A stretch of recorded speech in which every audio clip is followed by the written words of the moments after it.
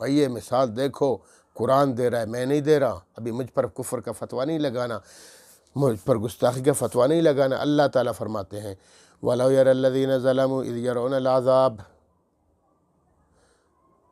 ایک ہوتا ہے متبعین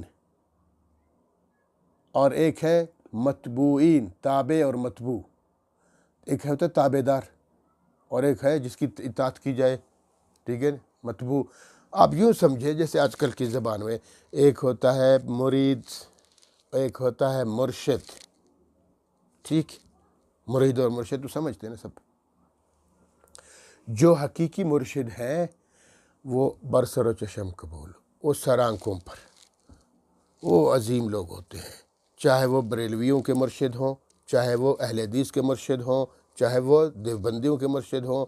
ہاں، وہ مرشد ہے تو مرشد ہیں، وہ حقیقی معنی پر، حقیقی طور پر اللہ کی طرف لے جانے والے ہیں، اللہ کی بات پھیلانے والے ہیں، اللہ کی عظمت لوگوں کے دلوں میں ڈالنے والے ہیں، اور پیغمبر کی اطاعت کے لیے کوشش کرتے ہیں صبح شام۔ وہ حقیقی مرشد۔ سب سے پہلے جاؤ دیکھو اس پیر صاحب کو، مرشد صاحب کو دیکھو، اگر وہ تمہیں اللہ کی طرف، اللہ کی عبادت کی طرف راغب کر رہا ہے، نبی کریم صلی اللہ علیہ وسلم کی اطاعت کی طرف راغب کر رہا ہے، سمجھ لو یہ حقیقی مرشد ہے۔ اس کی اطاعت کرو، اس کے نقش قدم پہ چلو، اس کا حکم مانو، اس کے مرید بن جاؤ۔ اور اگر ایسا مرشد جو خود اس کو دیکھو، وہ اس کے چہرے کو دیکھو، اس کے اعمال کو دیکھو، اس کے اٹھنے بیٹھنے کو دیکھو، وہ نبی سے مشابہت ہی نہیں رکھتا، وہ کیسا مرشد ہے؟ وہ اسلامی مرشد تو نہیں ہے، وہ شیطانی مرشد ہے پھر۔ اور دوسری نشانی اس کی یہ کہ وہ اللہ کی عبادت کی بات کرتا ہی نہیں ہے، وہ رسول کی اطاعت کی بات کرتا ہی نہیں ہے، وہ دنیاوی باتیں کرتا ہے، تمہیں دین سے ہٹانے کی کوشش کرتا ہے۔ دفع کرو اس کو، وہ شیطان کی صورت میں مرشد بنا ہوا ہے، شیطان ہے، مرشد کہاں ہے؟ تو آج پوری دنیا میں یقین جانے یہ جو مرشد ہوتے ہیں، پیر صاحبان ہوتے ہیں، اولیاء کرام ہوتے ہیں، میں اولیاء کہتا ہوں ان کو، ٹھیک ہے، ان میں سے اکثر فراڈی ہیں۔ کوئی شف والا ہے، کچھ جناب ٹیکٹ، کچھ اس نے جناب پتہ نہیں کیا کیا طریقے سیکھے ہوئے ہیں، بس اس پر لوگوں کو گمراہ کر رہا ہے، اور پھر افسوس ہے لوگوں پر۔ پھر اس کا مجمع دیکھو، بڑا زبردست مجمع، سارے بیوقوفوں کو اکٹھا کیا ہوا ہے، اور پھر اللہ واہ واہ کرتے، لوگ کہتے ہیں ہاں بھائی شفا تو یہیں سے ملتی ہے۔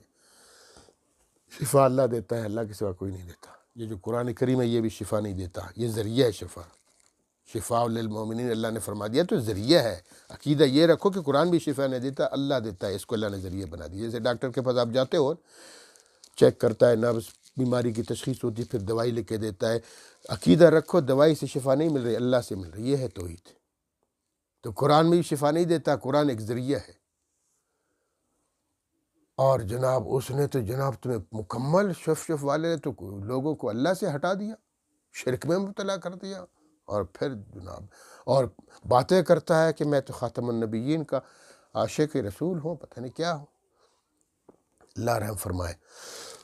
تو فرمایا وَلَوْ يَرَى الَّذِينَ ظَلَمُوا، کاش یہ لوگ، یہ ظالم لوگ دیکھیں، یہ وہ اگلی آیت میں ہے، یہ دوسری بات ہے۔ وَلَوْ يَرَى الَّذِينَ ظَلَمُوا، کاش دیکھ لیں، الذین ظلموا، یہ جو ظالم لوگ ہیں مراد مشرکین، اذ یرون العذاب، جب دیکھتے ہیں عذاب کو، جب قیامت کا دن یا مرنے کے وقت کا عذاب، یا حشر میں برزخ میں جو عذاب ہے، یا روز محشر جو عذاب ہے، اگر یہ لوگ عذاب کو دیکھ لیتے ہیں، پھر پتہ چلتا ہے ان کو کہ ان القوۃ للہ جمیعا، کہ یقیناً طاقت ساری اللہ کی ہے، ان بے شک القوت و طاقت للہ اللہ کی ہے، جمیع ساری کی ساری طاقت اللہ کی ہے۔ دنیا والوں کے پاس تو کچھ بھی نہیں ہے، بڑی طاقت ہے خدا کے سامنے، بڑی قدرت ہے خدا کے سامنے، جو چاہے کر سکتا ہے، اور جو اپنی بڑی سخت ترین جہنم جو اللہ کی سزا گاہ ہے، سزا دینے والی جگہ، ادھر پھینکتا ہے۔ وَأَنَّ اللَّهَ شَدِيدُ الْعِقَابِ، اور اللہ یقیناً اللہ تعالیٰ، بے شک اللہ تعالیٰ سخت عذاب دینے والا ہے۔ طاقت بھی بڑی ہے اس کے پاس، قدرت بھی بڑی ہے اس کے پاس، تو عذاب بھی بڑا ہے اس کے پاس، یاد رکھو۔ کاش یہ لوگ دیکھ لیتے، اللہ کا عذاب دیکھتے، اللہ کی قوت دیکھتے، اللہ کی شان دیکھتے۔ جسے میں نے اس دن کہا کہ ایک فرشتے میں اتنی طاقت ہے کہ زمین کو اپنی مٹھی میں لے لے اور سورج پر پھینک دے، یہ ایک فرشتے کی طاقت ہے، تو خدا کی کتنی بڑی طاقت ہوگی، کتنی بڑی قدرت ہے خدا کی۔ آگے مریدین اور مرشدین کے بارے میں ہے، مریدین اور مرشدین یہ بولا کرو، مریدین بولتے، مریدین کیا ہوتا ہے؟ مریدین کا مطلب دو مرید، مرشدین کا مطلب دو مرشد، عیدین کہو دو عیدیں ہیں نا، تثنیہ کا صیغہ ہے، والدین کہو والدین دونوں دو ہے نا، تثنیہ ہے۔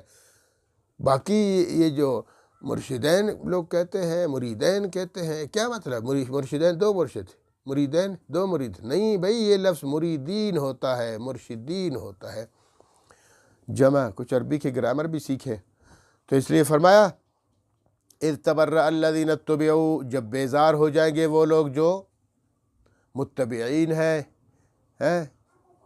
وہ بیزار ہو جائیں گے، جن کی عبادت کی جاتی تھی دنیا میں، جن کی بات مانی جاتی تھی دنیا میں، جو خود بھی بڑے گندے مرشد ہوا کرتے تھے، فراڈی قسم کے ہوتے تھے، لوگوں کو گمراہ کرنے والے ہوتے تھے، تو جب قیامت کا دن آئے گا تو وہاں بیزاری کا اعلان کریں گے۔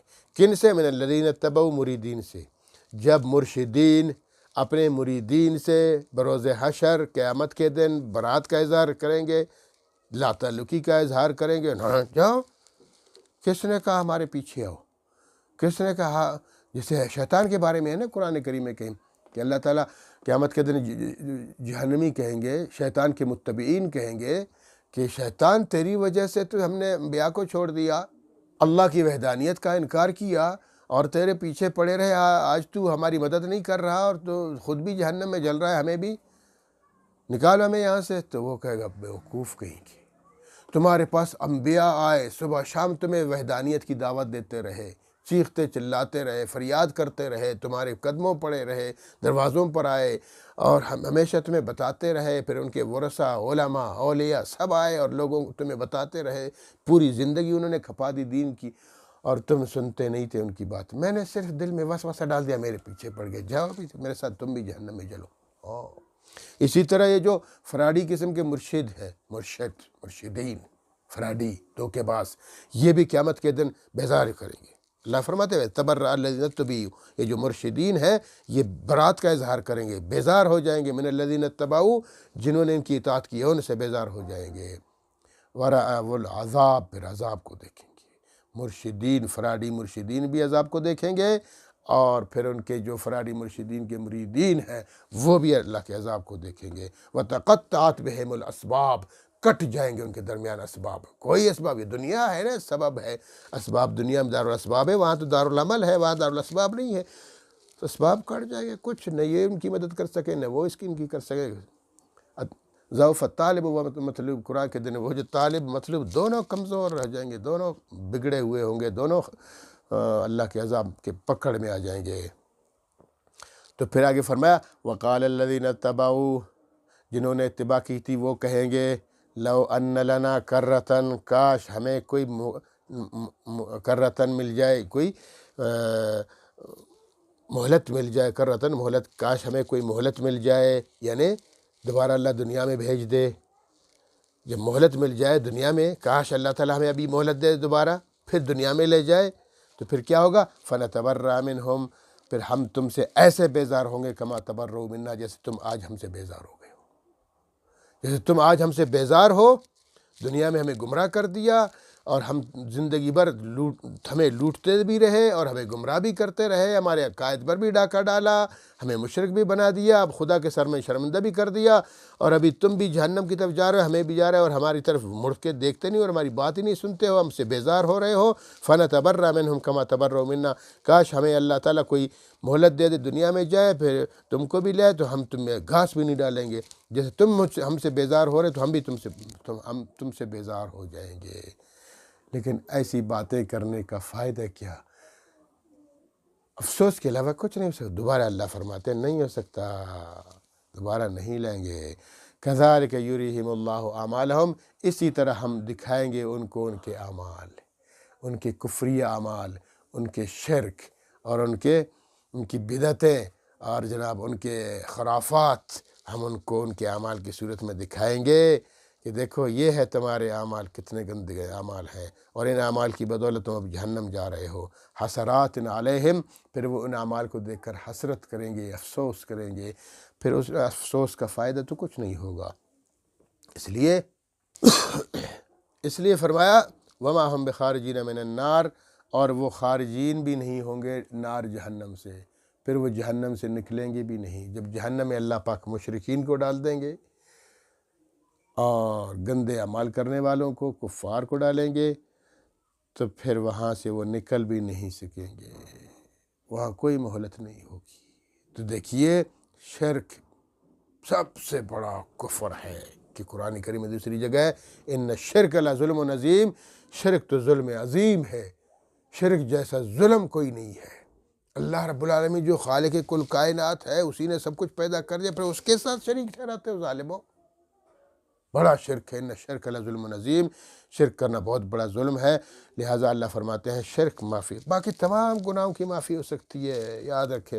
یاد رکھے اس بات کو، ہر گناہ کی معافی ہو سکتی ہے، شرک کی معافی نہیں ہو سکتی۔ شرک نہ کرے، اللہ کی ذات میں بھی شریک کسی کو نہ ٹھہرائے، اللہ کی صفات سے میں بھی کسی کو شریک نہیں ٹھہرائے، سب کچھ کرنے والا اللہ ہے۔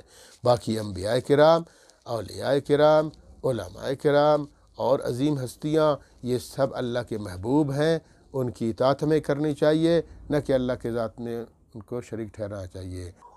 اللہ رب العالمین ہمیں ان ساری باتوں پہ عمل کرنے کی توفیق عطا فرمائے۔ وآخر دعوانا ان الحمدللہ۔